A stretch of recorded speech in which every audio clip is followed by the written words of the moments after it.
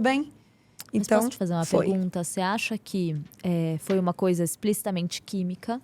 Ou foi uma coisa que você acreditou, sabe? Que você olhou e falou... Porque você já falou isso, né? Que até em não sei que ano só se falava que era químico. Esse e a ano, partir de foi agora então, em junho.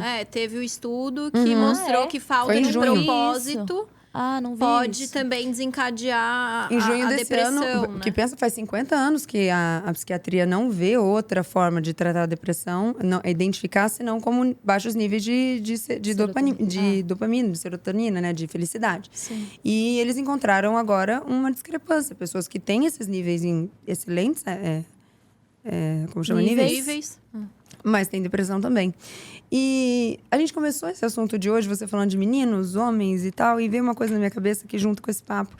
Mas esses dias eu recebi uma pergunta na caixinha de uma pessoa dizendo: por que você acha que pessoas tão novas e jovens acham tão bonito, ou acham legal, ou falam que não acreditam em Deus, que não tem religião, não acreditam em Deus?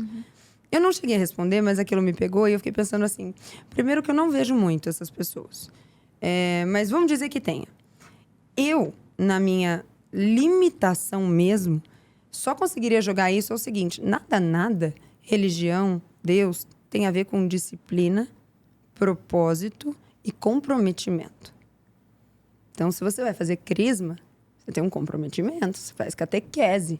Se você é espírita, você tem um comprometimento, você vai sair para entregar a sopa de madrugada.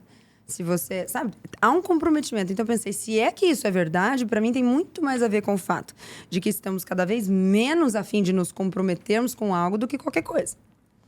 E aí, nisso, o que se acarreta? A parte química, para mim, é inegável, dado a primeira sessão. Tá. E dadas as outras também. Mas, na segunda sessão, eu tive uma viagem lá, né? Uma experiência, que foi uma coisa muito louca. Porque eu vi... Você pode ver, como eu disse, você pode ver só cores. Tem gente que vê só cores, tem gente que vê cenários, tem gente que se vê. E eu tive uma experiência em que era como se eu flutuasse, assim. Eu conseguisse sair do meu corpo e ver o mundo de cima. E eu fui voando, até que eu vi o planeta Terra ali. E eu via ele girando bem devagarzinho daquele jeito, como se estivéssemos vendo na TV. E, de repente, eu fui catapultada, assim, muito rápido para dentro de uma cidade. E era o Egito. Eu nunca fui ao Egito. E era o Egito, então tinha pirâmides e eu passei em catacumbas, tinha covas, eu vi múmias, aí era assustador, opressivo, e depois era lindo, e depois tal. E aí, de repente, eu novamente fiz e fui catapultada de novo para fora e vi de novo o mundo de fora. E aí eu vi ele girar mais um pouquinho, e daí, de repente, eu voltei pumba para dentro de uma cidade. E eu tava em Nova York, que eu gosto tanto. E aí eu voava no meio daquelas ruas, e eu reconhecia as ruas e tal. E voltei outra vez. E aí depois, por uma última vez, eu fui catapultada de novo para Maldivas, onde a gente acabou de ir. E lá a gente ficou num lugar tão lindo, que é um hotel que as estradinhas, elas são construídas de forma que você se sinta perdido na ilha. Então você não consegue ver nada na próxima curva. Você precisa virar. É lindo, lindo. E como não tem muita luz lá à noite, aquela noite clara, e eu fui catapultada para essa estradinha e eu andei ali de novo. Quando eu saí dessa sessão, me ocorreu isso. Eu falei, cara, que eu já vi tudo que eu queria ver. Já fui em todo lugar que eu queria ir. Mas tem duas coisas nessa experiência. Uma, essa coisa do não sei se é Egito ou não é Egito. Eu falei, cara, primeiro, tem outras coisas para ver. Caralho, verdade, tem outras coisas para ver. Mas o mais importante, o que eu já vi, eu quero ver de novo. E eu não tô falando de Maldivas e Nova York, porque a gente pode pensar, claro que você quer. Não, eu quero ver minha família de novo. Eu quero ver meu gato de novo. E de novo, e todo dia.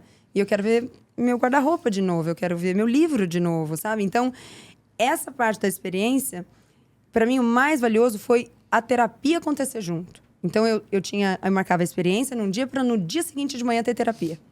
E em um momento, o doutor Zen me orientou uma coisa fantástica, que foi tomar uma dosagem muito menor, que era incapaz de me deixar grogue, mas tomar essa dosagem e fazer terapia com ela.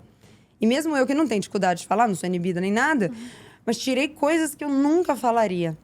Então, eu acho que tem essas três frentes funcionando muito bem. A do propósito, na relação com essa da viagem, também. Porque foi muito emocionante para mim e pro Neto estarmos de novo rindo no sofá, assistindo um TikTok rindo, sabe? Então, foi...